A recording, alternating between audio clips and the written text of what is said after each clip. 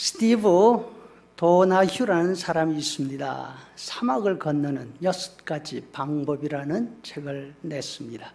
캐나다에서 인기 있는 경영 컨설턴트이자 연사였던 도나휴는 20대였던 어느 날 막연히 사하라 사막으로 여행을 떠났습니다. 유럽 여행 도중에 추위에 질려 아무런 계획 없이 태양이 자견하는 서아프리카로 갑니다. 열대 해변에서 2달 정도 보낼 생각이었습니다. 프랑스인 친구와 함께 남의 차를 얻어 타고 사하라 사막을 건넙니다. 이것이 바로 40일 이상이 걸리는 고난의 연속이었습니다.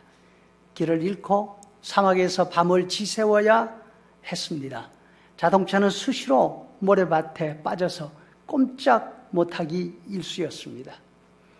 여행 후 그는 여러 직업을 전전했습니다. 결혼과 이혼, 자녀 양육이라는 인생 역정을 거치면서 인생이 정상을 목표로 하는 등산이 아니라 끝을 알 수 없는 사막을 거느는 것과 닮았구나 하는 사실을 깨닫게 됩니다. 눈앞에서 길을 인도하던 산봉우리가 한없이 펼쳐진 외로운 사막으로 변할 때 우리는 사하라 혹은 인생이라 불리는 사막을 건너는 방법을 배우게 됩니다. 그는 이렇게 말합니다. 그러면서 사막을 건너는 6가지 비결을 말합니다. 지도보다는 방향을 가르쳐주는 나침반을 따라가라. 둘째로 오아시스를 만날 때마다는 쉬어가라. 세 번째, 모래에 빠지면 바퀴에 바람을 빼라. 필요할 때는 도움을 청하라. 새로운 세상을 경험하기 위해서 안전한 캠프에서 한 걸음 벗어날 때도 있었게 하라. 마지막으로 열정을 가로막는 두려움과 불안함의 경계에서 멈추지 마라. 2가지는 두려움에서 망설이지 말라는 말이죠. 도나휴가 말하는 인생 사막을 건너는 비결이 중요한 충고이자 지혜에 맞습니다. 평생 험한 유대 광야에서 인생을 바치며 살았던 다윗도 자신이 인생 사막을 건넌 비결을 말하고 있습니다. 다윗은 도나휴보다 더 긴 시간, 더 극적인 경험을 했습니다. 하늘에 올라간 것과 같은 경험을 할 때도 있었고 지옥 밑바닥에 떨어져서 아예 자리 깔고 누워 있었을 때와 같은 때도 있었다고 합니다.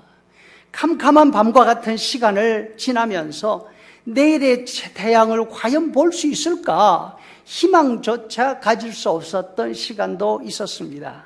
삶이 너무나 힘들어서 해 뜨기 전 아무도 모를 때 새벽에 일어나서 바다 끝에 가서 꼭꼭 숨고 싶은 심정이 들 때도 있었습니다.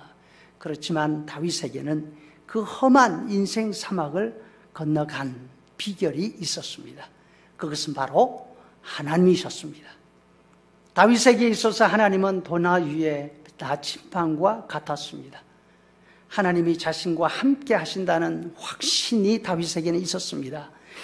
다윗은 하나님이 자신을 지켜보고 계신다는 사실을 알고 있었습니다. 자신이 하늘에 가 있어도, 자신이 지옥 맨 밑바닥에 떨어져 있어도 하나님은 다윗 자신을 보고 계신다는 사실을 알았습니다. 하나님은 다윗에게 늘 관심을 가지고 있으시기 때문에 잠시도 눈을 떼지 않고 계신 것입니다. 이 생각이, 이 확신이 다윗을 붙들어 주었습니다. 때로는 내일을 보장할 수 없는 시간이 있었지만 그 어두움도 곧 낮과 같이 밝아지게 될 것이라는 확신을 가졌습니다. 그리고 하나님은 그저 다윗이 어디 있는지 위에서 내려다 보고만 계신 것이 아니었습니다. 다윗을 어떻게 하면 보호할 수 있을까? 다윗을 어떻게 하면 구해낼 수 있을까? 더 나아가서 다윗의 삶을 어떻게 더 풍성하게 채워줄까? 다윗 자신을 생각하고 계시는 그 하나님의 아이디어가 얼마나 많은지 세고 또 세어봐도 끝이 없다는 것을 다윗이 알았습니다. 고비를 하나씩 건너갈 때마다 하나님의 계획과 지혜에 감탄할 수밖에 없었다고 다윗이 고백합니다. 하나님이여 주의 생각이 그 수가 어찌 그리 많은지요. 내가 세려고 할지라도 그 수가 모래보다 많도소이다. 어려움이 닥쳐올 때 온 세상에 이런 어려움 겪는 사람이 나 하나밖에 없다는 생각이 들면 더 힘이 들 것입니다.